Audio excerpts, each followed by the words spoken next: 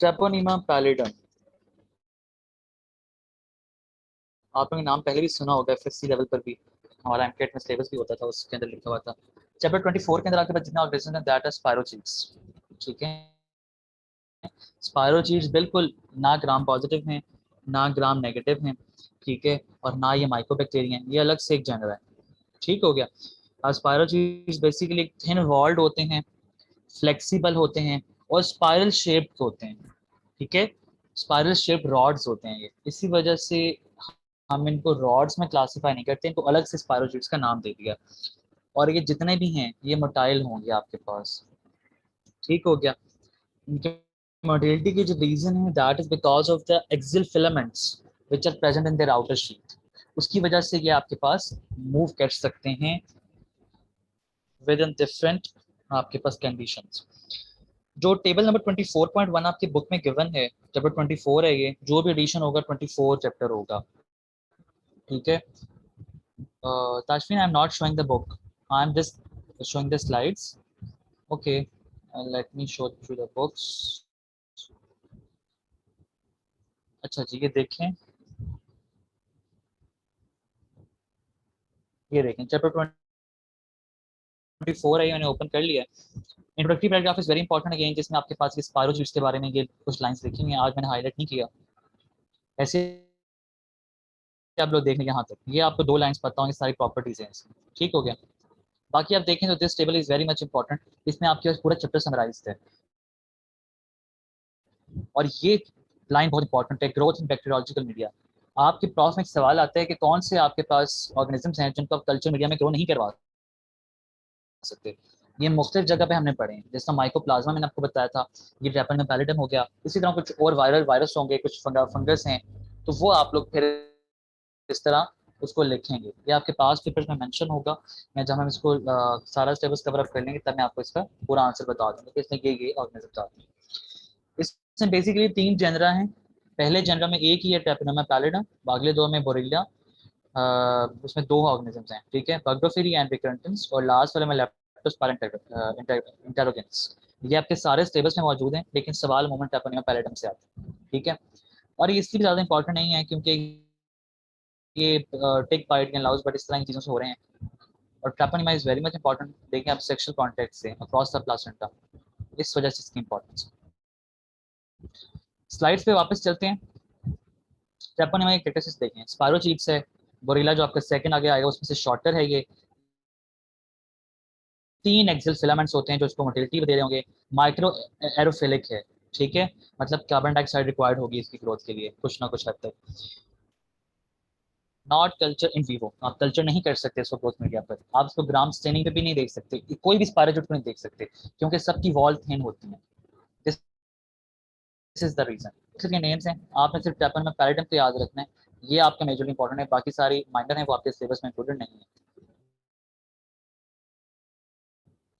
Identification में आप इसको लाइट माइक्रोस्कोपी के अंदर नहीं देख सकते हैं, ठीक है, because of very thin structure, तो इसमें हम डार्क फील्ड माइक्रोस्कोपी करवाते हैं या फ्लोरेसेंस माइक्रोस्कोपी करवाते हैं। डार्क फील्ड में ये देखिए आपके पास, ये आपके पास नीचे सैंपल है डार्क फील्ड में, जिसमें सारा एरिया ब्लैक होगा, सिर्फ जहाँ पे ऑर्गेनिज्म का व्हाइटिश होगा। ठीक है, अगर हम सारे एरिया को रखें और सिर्फ इसको लाइट माइक्रोस्कोपी करें, उसमें बहुत देखना मुश्किल हो जाता है। ठीक है, इस वजह से डार्क फील्ड में थोड़ा आपका विजन एनहांस फ्लोरेसेंस करवाते हैं। ठीक है, फ्लोरेसेंस माइक्रोस्कोपी में हम stain fluorescent label anti treponemal antibody use करते हैं, जब वो रेड करती है कॉम्प्लेक्स बनता है तो वहां पर आपके पास वो स्पेसिफिक कलर आ जाएगा जो आपने डाई का इस्तेमाल किया है। इसका लैब डायग्नोसिस ट्रैपोनिमा का बारहा पूछा जाता है, वेरी इंपॉर्टेंट है, और सबसे लंबा लैब डायग्नोसिस का लिखा हुआ है, लेकिन आपने सारा याद नहीं करना। There is no need to do the basis के क्यों किस लिए, आपको सिर्फ नाम पता हो कि माइक्रोस्कोपी में कौन सी माइक्रोस्कोपी करते हैं और आपके पास स्पेसिफिक सीरोलॉजिकल टेस्ट कौन से हैं, नॉन स्पेसिफिक कौन से हैं, बस नाम पता हो आप। ठीक है, वाइवा में वो थोड़ा बहुत पूछ लेते हैं कि स्पेसिफिक नॉन स्पेसिफिक में क्या फर्क है, अदरवाइज प्रॉफ में ऐसे सवाल नहीं आते। सीरोलॉजिकल टेस्ट आप देख लें यहाँ पे, जो मैं आपको बता रहा था, जो आपके नाम लिखने के लिए आएंगे, कुछ होते हैं जिसमें हम ट्रैपोनिमल एंटीबॉडी एंटीजन इस्तेमाल कर रहे होते हैं, और कुछ में हम लोग जिस तरह नॉन ट्रैपोनिमल टेस्ट करते हैं जिसमें हम बीफ कार्डियोलिपिन वगैरह इस्तेमाल करते हैं। ठीक है, जो नॉन ट्रेपोनेमल है उसमें VDRL टेस्ट है, venereal disease research laboratory test, या RPI टेस्ट है, रैपिड प्लाज्मा रिएजेंट टेस्ट। इसकी क्या बेसिस है, क्या प्रिंसिपल है, it is beyond the scope of your undergraduate level. आपने सिर्फ इनके नेम्स याद रखने हैं। ट्रेपोनेमल में आपके पास FTA ABS टेस्ट है, फ्लोरेसेंट एंट्री सॉरी या MHATP, micro haemagglutination test for treponema pallidum. ठीक है, एब्रीविएशन हैं चारों, इसको याद कर लेना है। ये आपके दो टेस्ट तैयार। ओके, पीछे आपको मैंने आइडेंटिफिकेशन बता दी माइक्रोस्कोपिकल मेथड से। कल्चर हम नहीं करते तो कल्चर वाला तो खाता बिल्कुल क्लियर हो गया ना, क्योंकि कल्चर नहीं कर सकते। ठीक है, और उसके बाद आपके पास जो है ये सीरोलॉजिकल टेस्ट आ जाते हैं, जो आपने इसको ऐसा याद रखा। बाकी देखें जो आपके पास सीरोलॉजिकल टेस्ट में इफेक्ट ऑफ ट्रीटमेंट क्या होगा, ये आपको पता होना चाहिए। नॉन टेम्परेचर टेस्ट के अंदर आपके पास एंटीबॉडी टिटर कम हो जाते हैं। टिटर होते हैं एंटीबॉडी कंसंट्रेशन, ठीक है, एकदम से जो बढ़नी होती है कम हो जाएगी, और इसमें आपके पास सेम रहती है ट्रेपोनेमल टेस्ट के अंदर। जो नॉन ट्रेपोनेमल, ये आपको फंक्शन पर्पस पता हो, जो नॉन ट्रेपोनेमल का फंक्शन है that is screening and monitoring, और जो ट्रेपोनेमल टेस्ट है उसका कंफर्मेटरी टेस्ट के तौर पे काम करता है। बाकी जो फॉल्स पॉजिटिव रिएक्शंस हैं ये आपको याद करने की जरूरत नहीं है, ठीक है, इट इज ओनली मेंशन, आपको पता हो कहाँ कहाँ कहाँ ये दे सकते हैं, लेकिन there is no need to do that for prof, just leave it.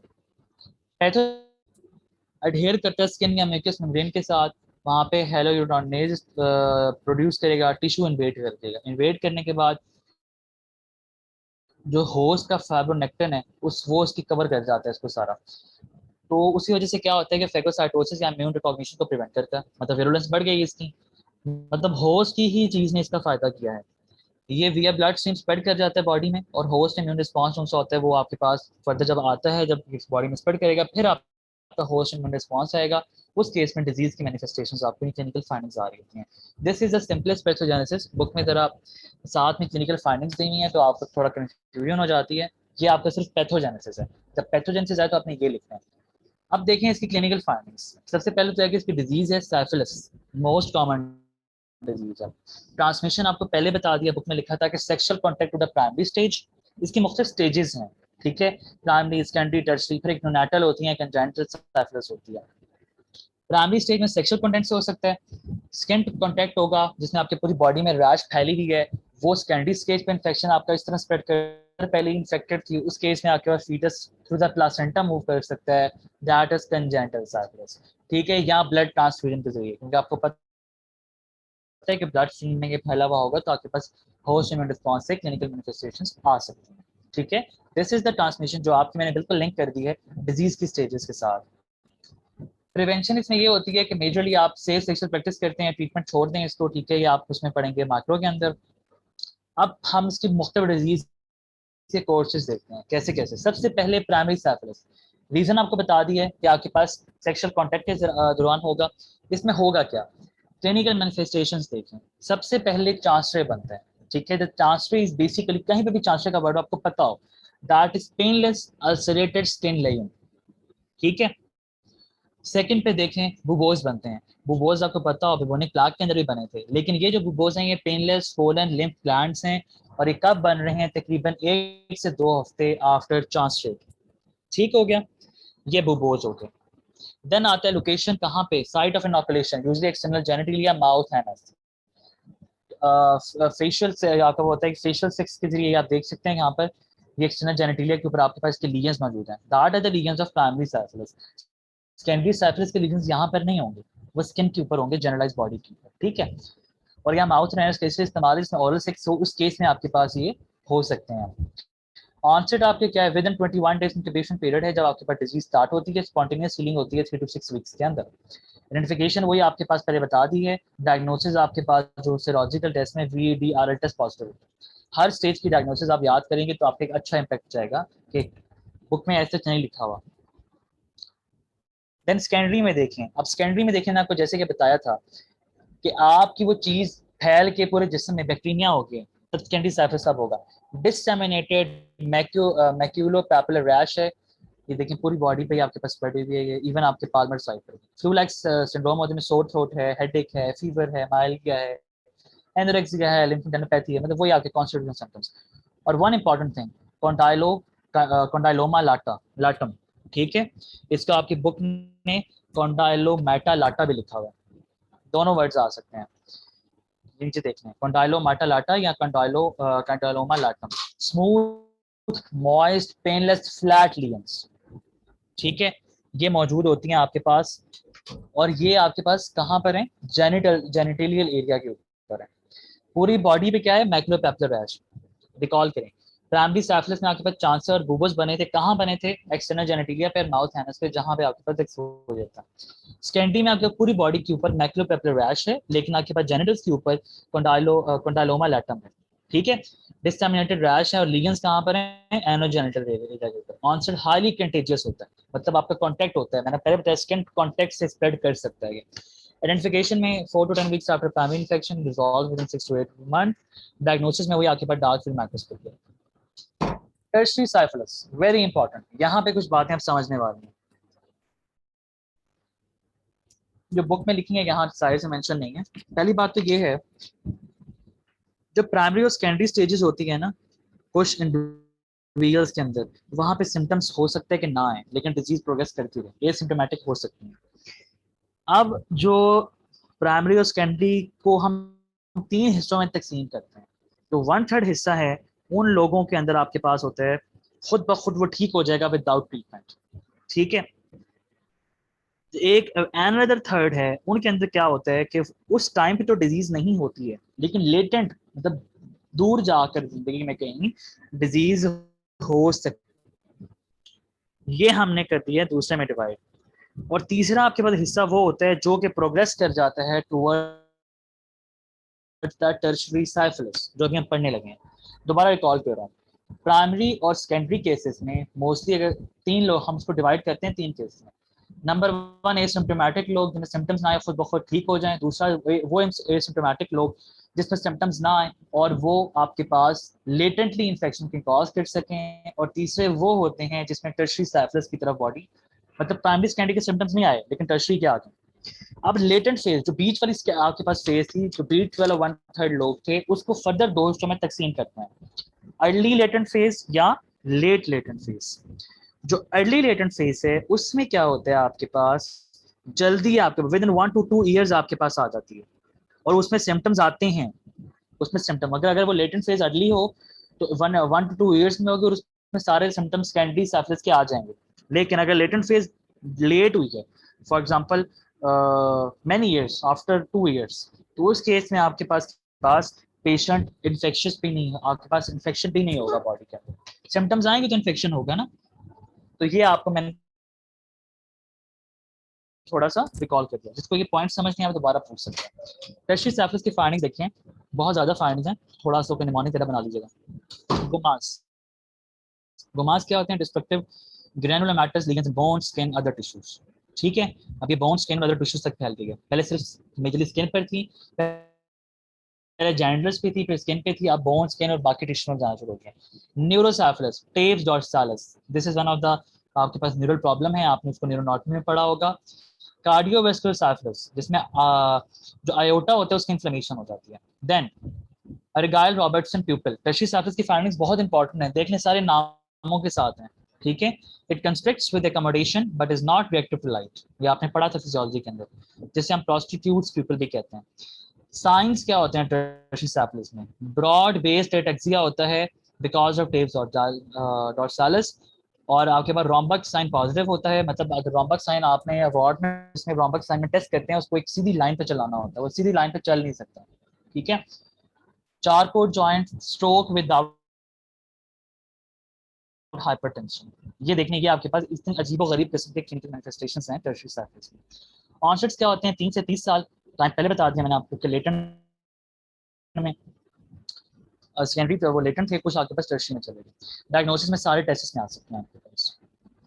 बाकी डिजीजेस क्या है आपके पास, कंजेनिटल साइफिलिस होती है। कंजेनिटल में क्या होता है, ट्रांसमिशन होती है, प्लासेंटल ट्रांसमिशन, अमूमन फर्स्ट ट्राइमेस्टर के दौरान हो सकती है। प्रिवेंशन क्या होता है कि आप मदर को पहले ट्रीट करें, जब प्रेगनेंसी से पहले उसको ट्रीट करें।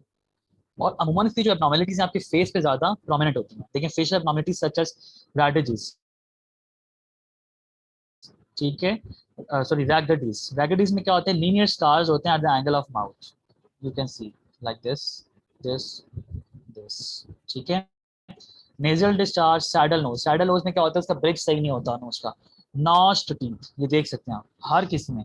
इसको हम क्या कहते हैं, हुटचन्स टीथ कहते हैं। और आपने बुक में ना इसको एक्सप्लेन नहीं किया हुआ इन चीजों को, बुक पे इसको उतार लीजिएगा। मल्बरी मोलर्स एंड शॉर्ट मैक्सिला, जो मैक्सिला होगा आपका वो छोटा होगा, मतलब ऊपर वाला जो आपके पास जबड़ा है। सैबर्शंस एंड क्रेनियल नर्व 8 की डेफनेस, ठीक है। जो उसका आपके पास कौन सा पार्ट होगा जो डेफनेस कॉज करवाता है मेजरली, जो उसका आपके पास कॉक्लियर पार्ट होगा। देन ये मेंशन किया हुआ है कि आपके सिलेबस में नहीं है तो जस्ट लीव दिस स्लाइड, यॉर्स वगैरह ये एक टेपनोमा पैराटम परिटिनियो की वजह से होता है, ग्रानुलोमेटस डिजीज है। इसमें आप देखें कि एलिवेटेड पैपिलोमा लाइक स्किन हो गई है, मतलब वही स्किन के लेजन ज्यादा हैं और लेटर ऑन लाइफ में लिम्फ नोड्स या बोन्स में इन्वॉल्व हो सकते हैं। ट्रांसमिशन वही आपके पास स्किन कॉन्टैक्ट से और ट्रीटमेंट पेनिसिलिन है। देन देयर इज पेंटा, ठीक है। ये टेपनोमा पैराटम से हो सकता है आपकी बुक में इसको एज सच, जो ये पेंटा और यॉस है कि आपकी बुक में मेंशन है नॉन वेनरल डिजीजेस के अंदर, ठीक है। नॉन वेनरल वो हैं जो सेक्सुअल कांटेक्ट से नहीं फैलेंगे, डायरेक्ट कांटेक्ट से फैलेंगे। एक तो आपको ये बता दी यॉस, बुक में इतनी डिटेल नहीं लिखी हुई, आपको समझाने के लिए स्लाइड से यहाँ पे। तो पेंटा है उसमें देखें रिकरेंट लीजन्स होते हैं कॉजिंग स्कारिंग एंड डीपिगमेंटेशन, मतलब बार बार लीजन सही हो जाएंगे फिर बाद में दोबारा हो जाएंगे और वो आपकी स्किन को सारा डीपिगमेंटाइज कर देते हैं।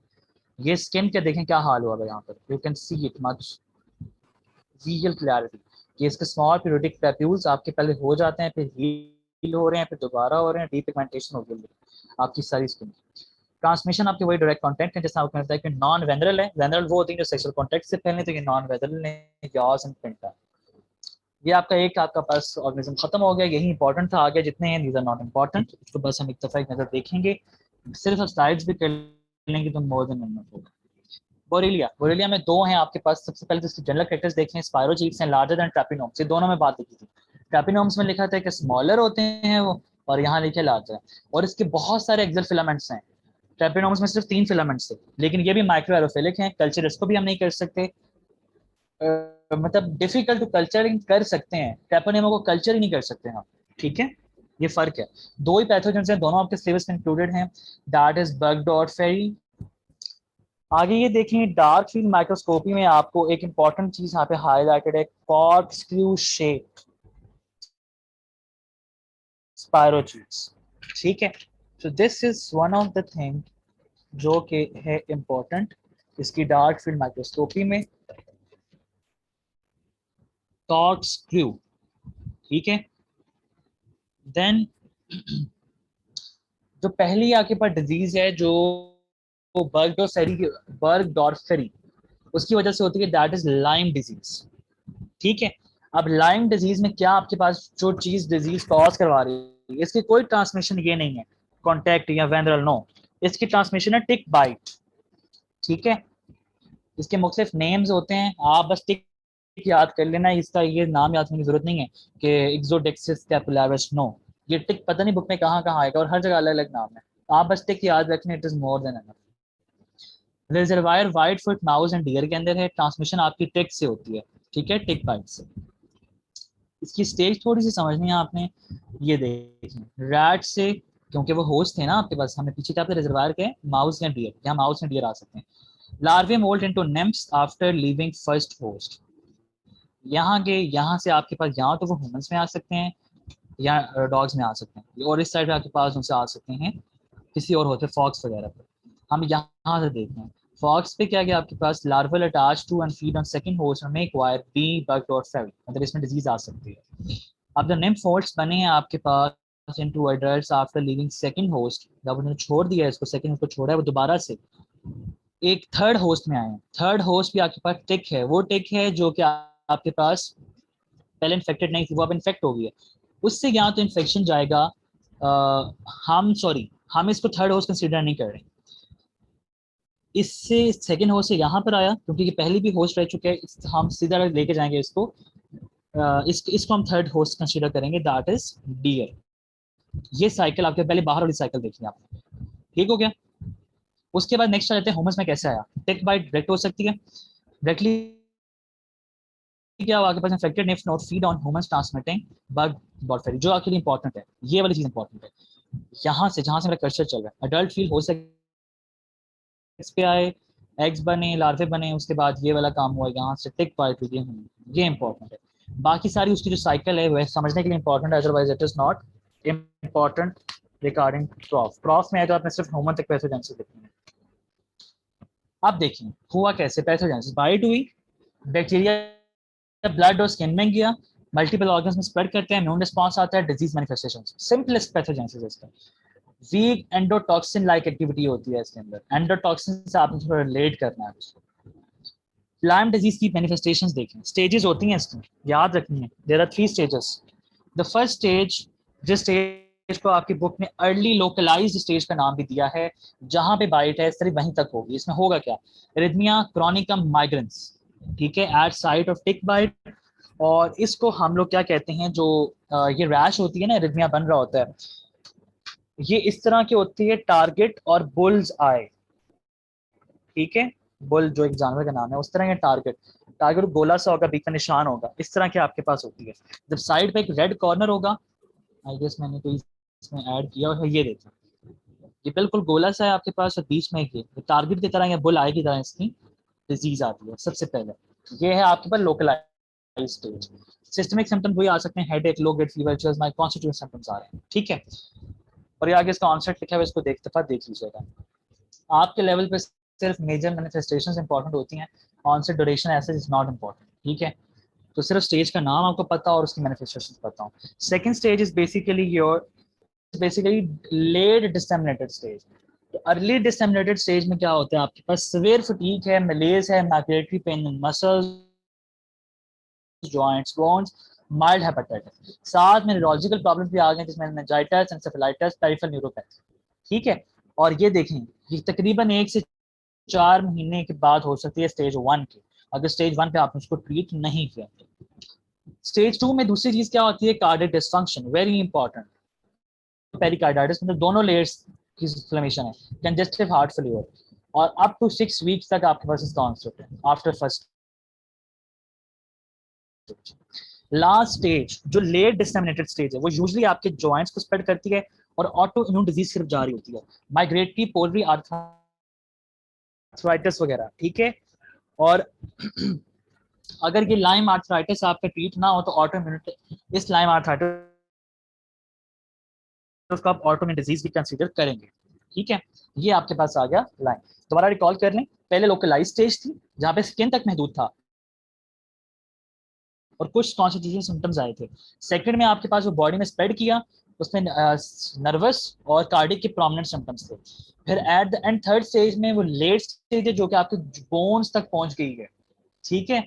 अगर आप थोड़ा सा याद करें तो टेपनोमा का भी थोड़ा बहुत इस तरह का ही था। टेपनोमा में क्या था, सबसे पहले जेनिटल्स के ऊपर, या जहां पे आप सेक्स ऑर्गन जहां पे इन्वॉल्व, सेकंड आपके पास क्या हुआ, पूरी स्किन के ऊपर, और थर्ड में आपके पास सारे आते हैं नर्वस सिस्टम, बोन, सीरियस। इसका नर्वस और सीरियस सेकंड स्टेज में चला गया। बस इसको इस तरह कंपेयर करके पढ़ेंगे तो आपको थोड़ी चीजें अच्छी याद रहेंगी। और ये देखने आपको मैंने क्या बताया, ये उन लोगों में जो अनट्रीटेड पेशेंट्स हैं, ये स्टेजेस उनमें चलती हैं, ठीक है। ट्रीटेड पेशेंट्स में जहां ट्रीट कर दिया वहां स्टेज रुक जाएगी। दूसरी रिकरेंटिस, बार बार रिकरेंट रिकरेंट मैंने इस तरह याद रखा था, बार बार होना, इसमें होता है रिलैप्सिंग फीवर, ठीक है। अब इसमें क्या हो गया आपके पास, इसमें टिक बाइट नहीं होती, इसमें लाउस बॉर्न बाइट होती है, एपिडेमिक होती है, ठीक है। मतलब ये बहुत वास्ट, तो लोग आवाम में ये फैल जाता है। इसमें आपके पास बहुत सारी और स्पीशीज हैं बोरेलिया की, रिकरेंटर्स हैं, ये बाकी स्पीशीज हैं। जो बोरेलिया रिकरेंटर्स है उसमें एक दफा रिलैप्स होती है, बस सिंगल रिलैप्स, ठीक है। आपकी बुक में पता क्या लिखा हुआ है, उसने सिर्फ रिलैप्सिंग फीवर के बारे में लिखा हुआ है, उसने ये क्लियर नहीं किया हुआ कि रिकरेंटेंस में कितनी दफा होती है। ये बात डाल लेनी है आपने, रिकरेंटेंस सिर्फ एक दफा रिलैप्स करते हैं, मतलब एक दफा आपका वो फीवर होगा, दोबारा होगा बस।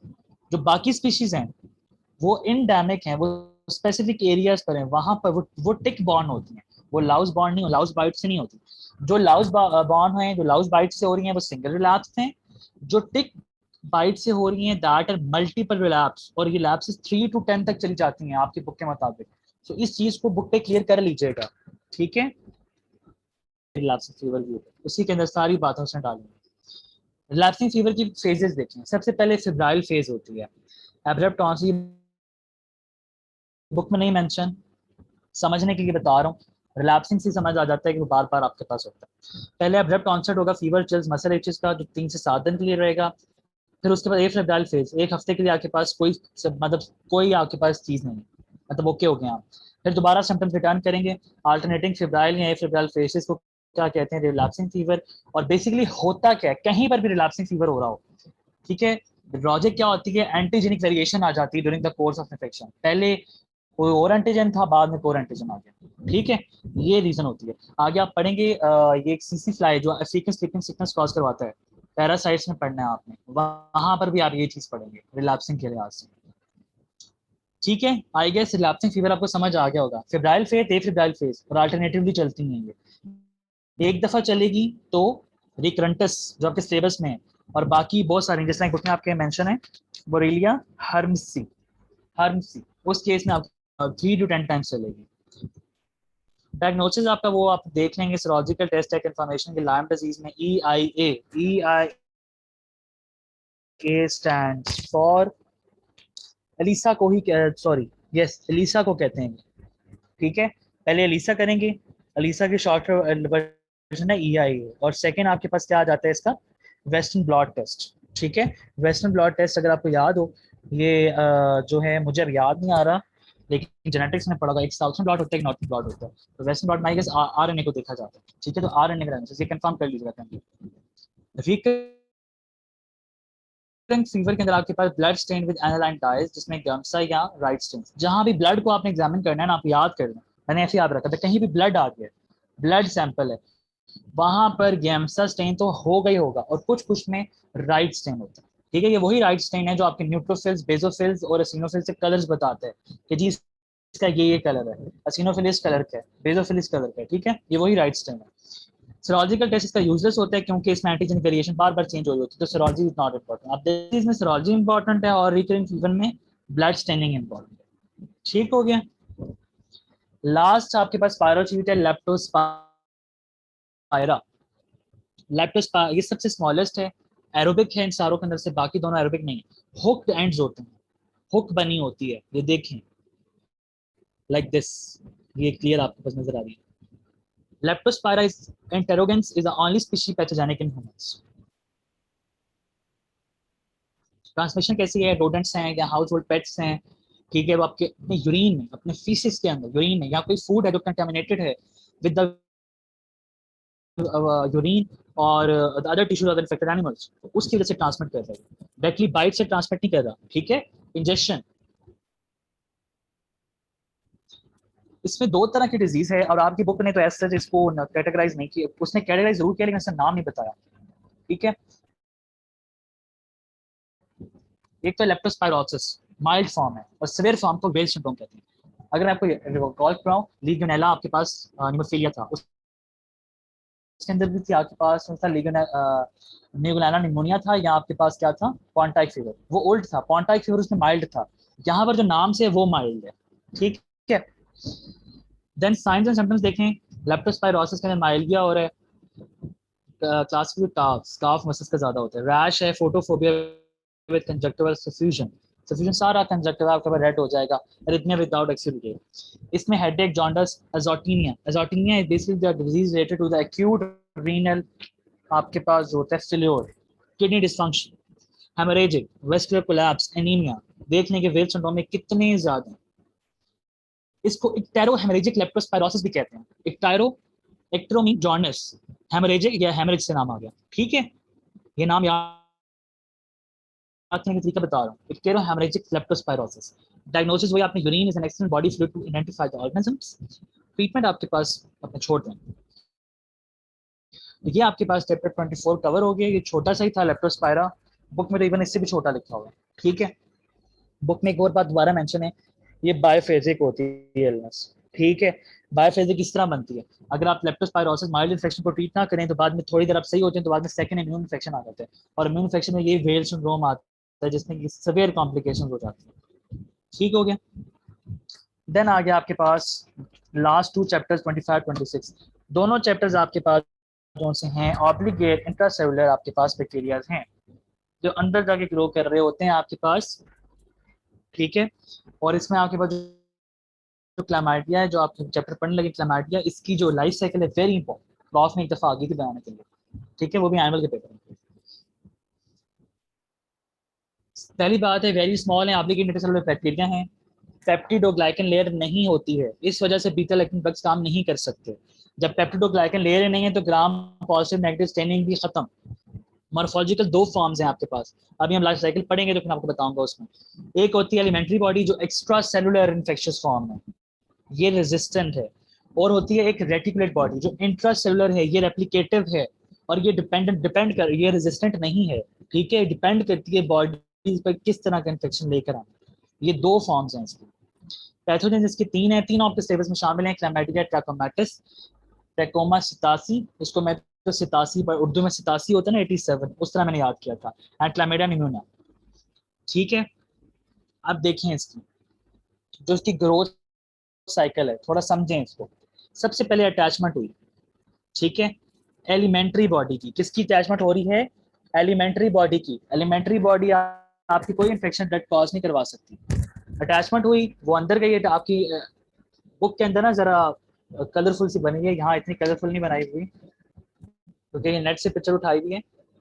यहाँ पे इंजेक्शन हुई आपकी एलिमेंट्री बॉडी की, कन्वर्ट करती है elementary body into reticulate body within phagosome.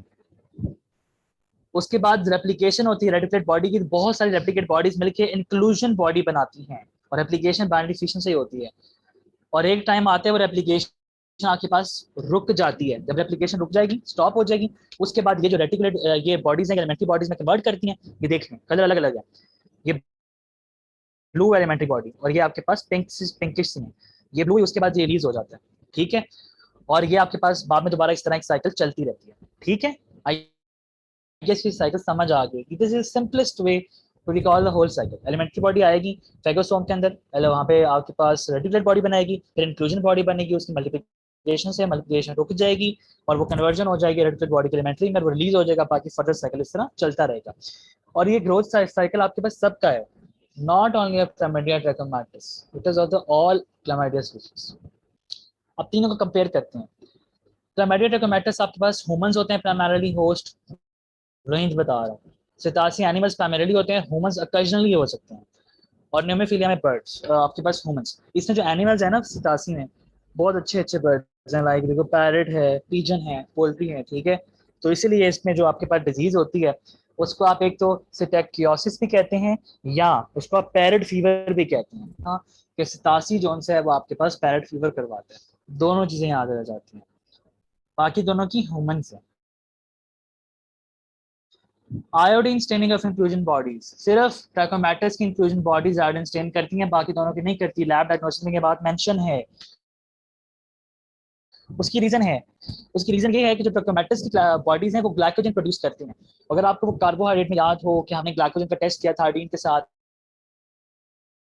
तो आयोडीन स्टेनिंग किसकी होती है, ग्लाइकोजन की होगी, बाकी दोनों ग्लाइकोजन है ही नहीं। मुझे कोई बता दे ग्लाइकोजन आयोडीन के साथ टेस्ट करेंगे तो कौन सा कलर आता है, एनीवन?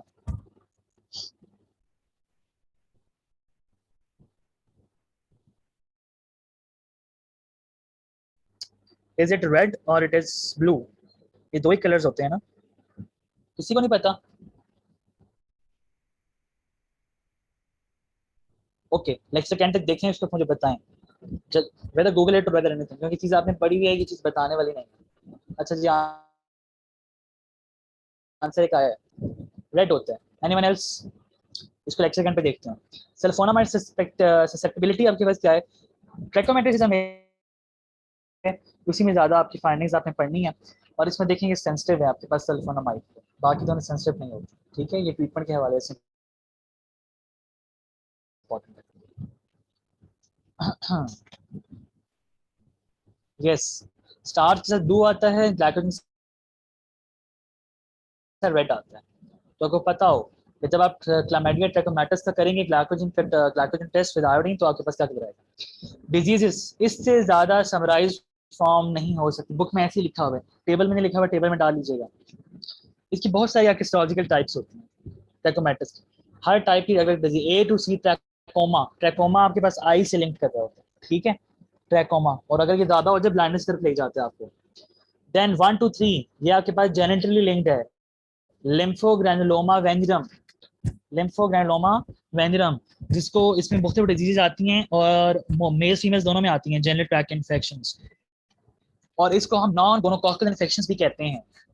गोनोकॉकस याद करें वो जेनिटल इन्फेक्शंस कॉज कर रहा था, ये भी जेनिटल करती हैं स्पीशीज, लेकिन इनको एक और माइकोप्लाज्मा होमिनिस वो भी आपके पास नॉन गोनोकॉकल आपके पास इन्फेक्शंस कॉज करवा रहा होता है। ये तीन ही स्पीशीज हैं जो सेक्शुअल इन्फेक्शन ज्यादा कॉज करवाती हैं, मिलते जुलते, तो उनको पता होगा कि गोनोकॉकल और नॉन गोनोकॉकल कौन से होते हैं।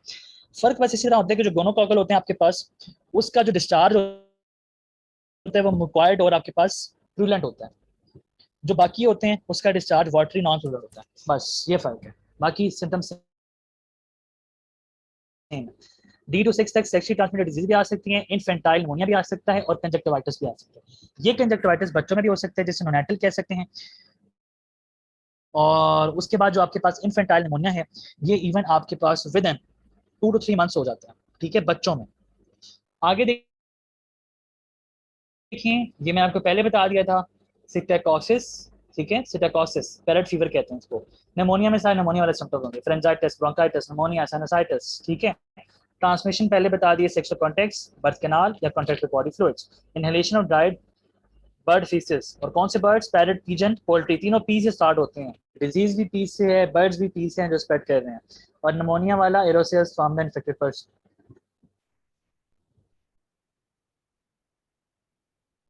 आइडेंटिफिकेशन देख लें, पहली बात बता चुका हूँ, आर्डन स्टैंडिंग इंक्लूजन बॉडीज होती हैं, क्या कलर आएगा, रेड कलर आएगा, क्योंकि ग्लाइकोजन होता है ट्रैकोमैटिस में।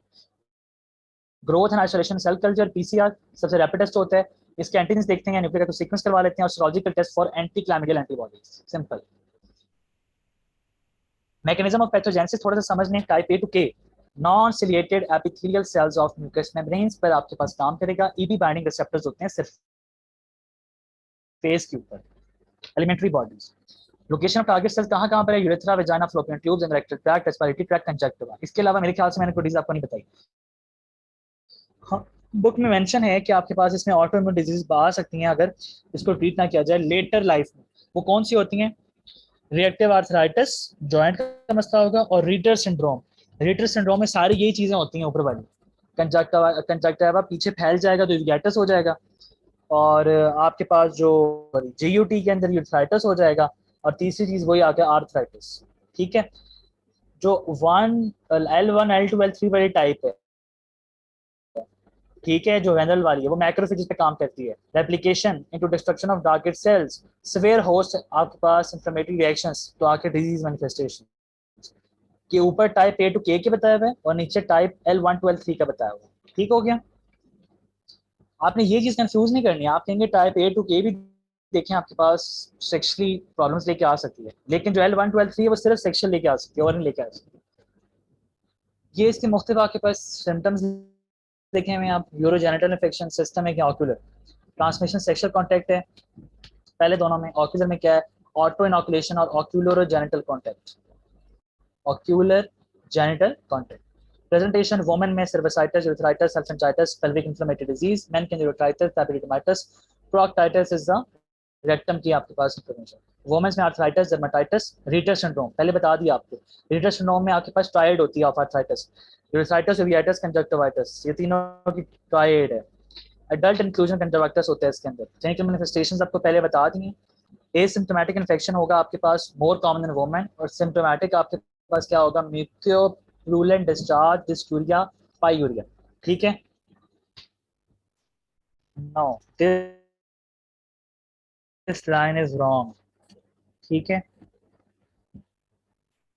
दिस इज रॉन्ग, ये आपने सही कर लेनी यहाँ पर। That is not a mucopurulent disorder, watery discharge with dysuria and not pyuria, कोई पस नहीं आती इसके अंदर, नॉट म्यूकोइड होता है, वाटरी होता है। ये भी गलत लिखा हुआ है, केराटाइटिस इन्फ्लेमेशन, पोटेंशियल स्कारिंग हो सकती है इसके अंदर। न्यूनेटल इन्फेक्शन में क्या किया, during passage through infected birth canal, neonatal conjunctivitis में क्या होता है, 2 से 30 दिन के अंदर स्वेलिंग हो जाती है आईलिड्स की, देख लें, hyperaemia, purulent discharge, conjunctival scarring and corneal vascularisation. ये डिजीज बिल्कुल रिजेंबल करती है गोनोकॉकल आपके पास जो ऑफ्थाल्मिया न्यूनाटोरम के साथ, ठीक है, उसमें बिल्कुल ऐसे ही था। इन्फेंट अमोनिया हो सकता है, ठीक है, और कोई इसमें फीवर शीवर नहीं होगा, रनाइटिस जरूर होगा। और अगर अनट्रीट हो जाए तो आपके पास ये देख सकते हैं कि डिफ्यूज इंटरस्टिशियल निमोनिया आपके पास हो सकता है, वाइट स्पॉट मुख्य जगह पे स्प्रेड कर सकते हैं। देन आपके पास था लिम्फोग्रानुलोमा वेंडरम, सेक्सुअल कॉन्टैक्ट से था। इनिशियल स्टेजेस में आपके पास क्या होगा, स्मॉल पेनलेस लीजन्स बनेंगे, और लेट स्टेज में पेनफुल इन्फ्लेमेशन हो जाती है ड्रेनिंग लिम्फ नोड्स की, यूजली इन ग्वाइनल लिम्फ नोड्स। ये देखें यहाँ पर इस रीजन के अंदर may form buboes with draining fistulas and local ulcers, especially in the woman homosexual. Transmission is by tears, contaminated clothing in hand, leading cause of preventable blindness worldwide. पहले बता दिया आपको, ठीक है। मतलब अगर इसको आप ट्रीट ना करें, इवन ये सेक्सुअल डिजीज है D2K की कॉज करवाती हैं, तो कंजक्टिवाइटिस हो सकता है और आगे ट्रकोमा बनेगा और वो डेथ आपके पास हो सकता है, ब्लाइंडनेस हो सकती है।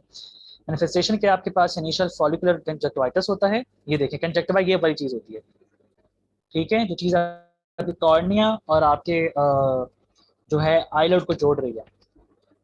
Then diffuse inflammation of conjunctiva, ये देखें ये डिफ्यूज आपके पास रेडनेस हुई है। Pain, photophobia, lacrimation, late stage में hard red papillae turning of eyelid leading to corneal abrasion, ulceration. Ulceration जब हो जाए ना, कॉर्निया के अल्सर बन जाए तो ये हेजी हो जाते हैं, ये देख लें। कॉर्निया इस काले हिस्से के ऊपर होता है, इतना ट्रांसपेरेंट रखा आपको नजर नहीं आता, लेकिन जब मसला होगा तभी नजर आएगा। तो ये कंप्लीटली हेजनेस हो जाए तो ब्लाइंडनेस हो जाएगी। पैरेट फीवर देखें, तोता पे बनाया हुआ है, ठीक है, transmission of dried wet faeces, asymptomatic होते हैं या माइल्ड फ्लू लाइक सिम्टम्स होते हैं, प्रोग्रेस कर सकता है interstitial pneumonitis with cyanosis, jaundice, sinus involvement, headache, convergence, coma की तरफ, ठीक है, लेकिन माइल्ड फ्लू लाइक सिम्टम्स होते हैं commonly, it is not important probably आज। देन निमोनिया वाले में रेस्पिरेटरी ट्रैक इन्फेक्शंस होते हैं, स्प्रेड पहले बता दिया, aerosol from infected person, strong association with coronary artery disease, strong association, ये बात याद रखने वाली है। क्लिनिकल मैनिफेस्टेशन में pharyngitis, sinusitis, bronchitis, atypical pneumonia मतलब नॉन प्रोडक्टिव कफ है, परसिस्टेंट कफ एंड मलेज। इतना चैप्टर क्लाइमेडिया का आपकी बुक में नहीं लिखा जितना मैंने आपको पढ़ा दिया, ठीक है। तो काइंडली इसको आप अच्छे से देख लीजिएगा, स्लाइड्स के अंदर ही, बुक को मत तब देखिए, अगर देखना है तो एक दफा बुक से पढ़ लीजिएगा, जो पॉइंट्स ऐड करवाएं काइंडली एक दफा उसको ऐड कर लीजिएगा। नाउ द लास्ट चैप्टर, सबसे ज्यादा रट्टे वाला चैप्टर है ये वाला, ठीक है, वो ऐसे ही रटना पड़ता है, कभी कभार एक MCQ आ जाते हैं उस वजह से, अदरवाइज अगर दिल नहीं करा you can leave at the end, आप छोड़ सकते हैं इस चैप्टर को, ठीक है। इसमें जो एक चीज़ें आपने याद रखनी है, बस आपको ये पता हो कि रॉकी माउंटेन स्पॉटेड फीवर और थाइफस, इन दोनों में रैश किस तरह स्प्रेड करती है।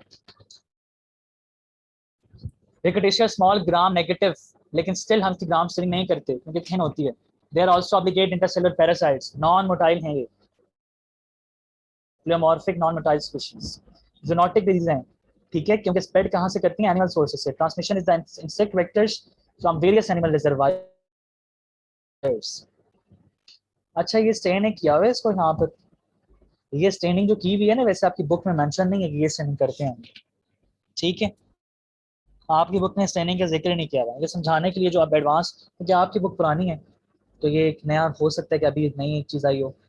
ये गैमिना स्टेन डॉग्स सैक है, आप ये देख सकते हैं, इसमें ग्राम नेगेटिव आपको ये देखें, डॉट छोटे प्लीमॉर्फिक शेप्स, ये कहीं पे इकट्ठे ज़्यादा हैं कहीं पे कम, इस तरह के नजर आ रहे हैं। तो हर स्पीशी अलग से करने की जरूरत नहीं है।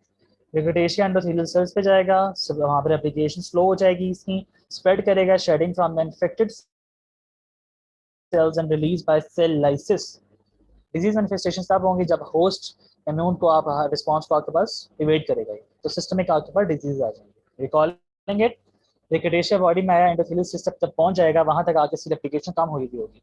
उसके बाद आपके पास ये बॉडी में आएगा, बिल्कुल एलिमेंट्री बॉडी वाले से रिलेट कर सकते हैं आप। बॉडी में आया, सेल्स के अंदर जाएगा, इन्फेक्टेड सेल्स के अंदर, वहाँ पे ये प्लांटिफिकेशन से या और मैकेनिज्म से या फिर रेप्लिकेट करेगा, रिलीज करता है सेल लाइसिस से, फिर स्प्रेड करता है और सेल्स को इन्फेक्ट करता है, डिजीज मैनिफेस्टेशंस आ जाते हैं, ठीक है। कितनी भी आपके पास डिजीजेज हैं उसके लिहाज से हम इकट्ठा पढ़ रहे हैं, आप इसको incubation period 7 to 20 days, exception is the chronic Q fever. Q fever इसलिए कहते हैं क्योंकि जब ये ऑर्गेनिज्म आया था, इसकी वजह से होने वाले फीवर को, इसकी कॉज पता नहीं लगी थी कि इसकी कॉज क्या है। ये क्वेश्चन मार्क वाला क्यूरी वाला फीवर है, क्रॉनिक क्यूरी फीवर, इस तरह से क्यू फीवर कहा जाता है इसको। प्रोलॉन्ग्ड इंक्यूबेशन होती है इसकी मंथ्स टू ईयर्स में, ठीक है। मैनिफेस्टेशंस में आपके पास एब्रप्ट ऑनसेट होता है, एक्सेप्ट एंडेमिक थाइफस और क्रॉनिक क्यू फीवर, इन दो के अलावा। एक्सेप्शंस की याद करते जाएं, ऑटोमेटिकली चैप्टर याद हो जाएगा। बुक में ऐसे चैप्टर नहीं लिखा हुआ, बुक में उसने एक फ्लो में लिखा हुआ है बस। इनिशियल सिम्टम्स हमेशा क्या आते हैं? फीवर, चिल, हेडेक, माइग्रेन, और बाद में रैश होती है। अब रैश किस तरह की होती है हर में, वो आगे हम देखते हैं। ज्योग्राफिकल डिस्ट्रीब्यूशन को छोड़ दें, this is not important. Reservoir rodents होते हैं majorly, vectors, rats and cat fleas होती हैं। ठीक है, हर स्पीशी के अलग से आपके टेबल में मेंशन है बुक वाले में, रटने में तो रट लीजिएगा, वरना आप ऐसे याद कर लें तो आपको ये भी याद रह जाए तो बहुत बड़ी बात है। ठीक है, आप देखें जाए डिजीजेस। पहली डिजीज है रॉकी माउंटेन स्पॉटेड फीवर। इसमें कौन सी स्पीशी आती है? रिकेटेशिया रिकेट्साई। ठीक है, दोनों नेम सेम नाम है। वेक्टर क्या है? टिक्स है। एब्रप्ट ऑनसेट है, पहले पढ़ लिया था हमने बात। क्लासिकल ट्रायड है, पहले हेडेक होगी, फीवर होगी। Inward spreading macular rash. Inward spreading का मतलब क्या है? आपकी बुक में वैसे ना प्रॉफ में फर्स्ट इस्तेमाल करते हैं सेंट्रीपिटल रैश। सेंट्रीपिटल रैश क्या होती है? पहले आपके हैंड है वहां पर होगी, उसके बाद टुवर्ड्स द ट्रंक अंदर की तरफ मूव करेगी। ठीक है, ये बात याद रखनी है। आगे देखें, दूसरा ग्रुप क्या है जो थाइफस कॉज करवाते हैं? रिकेटेशिया प्रोवेजिकी। अच्छा, बुक में ना हर डिजीज के तीन तीन चार चार आपके पास लिखे हैं। जो इंपॉर्टेंट है वो वाले आपको सिर्फ बता रहा हूँ, जो आपके आ सकते हैं, बाकी बेशक आप छोड़ सकते हैं। इसमें वेक्टर लाइस हो गया, अगेन अब्रप्ट ऑनसेट है, लेकिन बाकी ऊपर तीन वाले सिम्टम के साथ क्या है? आर्थफेल्जिया भी है और आउटवर्ड स्प्रेडिंग है। सेंट्री फ्यूगल रैश है, पहले ट्रंक वगैरह पर होगी, बाद में बाहर जाएगी। ये देखने कितनी इंपॉर्टेंट बात है। रॉकी माउंटेन में क्या था आपके पास? सेंट्री पीटल इनवर्ट। सेंट्रीपिटल फोर्स वही होती है ना जो चीज को सर्कल में, उसी सर्कल में मूव करने की अंदर की तरफ खींची होती है। और जो सेंट्रीफ्यूगल होती है वो बाहर की तरफ, जिस तरह हम क्रीम स्प्रेड करते हैं, क्रीम मशीन के अंदर या जूसर वगैरह ब्लाइंडर के अंदर, तो क्रीम आपकी स्प्रेड करने का मैकेनिज्म होता है सेंट्रीफ्यूगल, बाहर की तरफ को क्रीम को निकाल रहा होता है। और किसी आपने स्टोन को बांध दिया और उसको आप मूव कर रहे हैं, तो वो स्टोन उसी सर्कल में मूव करते रहेगा, तो वर्ड हमेशा जहां से पकड़ा होगा उस तरफ को मूव करेगा, मतलब टुवर्ड्स द सेंटर आ रहा है आपके पास। अच्छा, टाइफस दो तरह की होती है, एपिडेमिक या एंडेमिक। जो एंडेमिक है उसे रिकेटेशिया टाइफी कहते हैं, फ्लीज की वजह से होती है। देख लें, इसमें दोनों में एब्रप्ट ऑनसेट था, इसमें जरा ग्रेजुअल ऑनसेट होता है। और maculopapular rash on trunk sparing palms, इसमें पाम्स और सोल्स में नहीं होती, सिर्फ ट्रंक में हो रही है। इसका मतलब इसमें वो पैटर्न नहीं है जो पैटर्न पहले दो में था। रिकेटेशियल पॉक्स, रिकेटेशिया अकारी। ठीक है, अकारी की वजह से होता है, माइट्स की वजह से हो रहा है, एब्रप्ट ऑनसेट सिम्टम्स है, generalised papulovesicular rash accompanied by sloughing. Q fever, ये वो डिजीज है जो किसी ग्रुप में आती है, अलग से लिखी हुई है। क्यू फीवर एक्यूट होगा, उसमें आपके पास कोएक्सिला बर्निटी। मैंने क्या बताया क्यू फीवर क्यों कहते हैं? क्योंकि क्यूरी फीवर है ये, और शुरू में पता नहीं था कि कौन कॉज करवाता है, इसलिए इसको हम बाद में पता लगता है कोएक्सिला बर्निटी है। और ये भी आपके पास कौन सा अनीमिया करवाते हैं? ये टिपिकल अनीमिया कॉज करवा रहा होता है। इसमें कोई रैश नहीं है, ये बात याद रखना। सिर्फ गैलेमाइटिस हेपेटाइटिस है, यूजर सिम्टम्स आ सकते हैं। यूजर सिम्टम वही जो शुरू में पढ़ लिए चार पांच। देन आ जाते हैं हर्लिशियोसिस। हर्लिशियोसिस में डिलीशियस स्पीशीज आती हैं, टिक्स कॉज करवाते हैं, एब्रप्ट, साथ में एनोरेक्सिया और nausea, possible rash, hepatitis, other symptoms, और mulberry like inclusion in monocytes. Mulberry like inclusion. बाकी आज मैं ये देख रहा था कि पहले ये जो नीचे डिजीज थी कैट स्ट्रेच फीवर, ये हमने कहाँ पढ़ी थी? एनीवन? हमने चैप्टर 20 में पढ़ी थी, बार्टोनेला। जब मैंने कहा इसके अलग से स्लाइड्स नहीं है मेरे पास, तो ये हैं तो जोनोटिक रीजन, लेकिन इसकी इतनी ज्यादा वो मिलती हैं फाइंडिंग्स को हमने रिकेटेशियल रिलेटेड डिजीज में डाल दिए। ठीक है, आपकी बुक ने इसको रिकेटेशियल रिलेटेड डिजीज में नहीं डाला। ठीक है, क्या दो इसमें डिजीज, अमीनो कॉम्पिटेंट या अमीनो, अमीनो कॉम्पिटेंट में कैट स्प्लाई फीवर होते हैं, जो अमीनो आपके पास कंप्रोमाइज होते हैं उसमें आपके पास डेसिलरी एंजियोमेटोसिस हो रहा है। ठीक है, ये वही वाली बात है जो पहले हम पढ़ चुके हैं। ये देखिए, रैशेस इस तरह के होंगे आपके पास। So this is your whole bacteriology. इसके बाद एक जनरल बात आपसे करनी है। मैंने आपकी, जब आपको मैं जनरल माइक्रो पढ़ा रहा था, उसमें मैंने चैप्टर 7 में काफ़ी टेबल्स छोड़े थे, एक में बताया था कि आपने करने, बस आपके वो रह गए हैं। अब आप ये सारा आपको मैंने पढ़ा दिया, अब जब आप ये तैयार कर कर उन टेबल्स को देखेंगे तो आपको पहले से ही आते होंगे। ठीक है, तो general micro is now so much easy. This is all about whole bacteriology from my side. और कोई भी आपका सवाल हो you can ask any time in the group.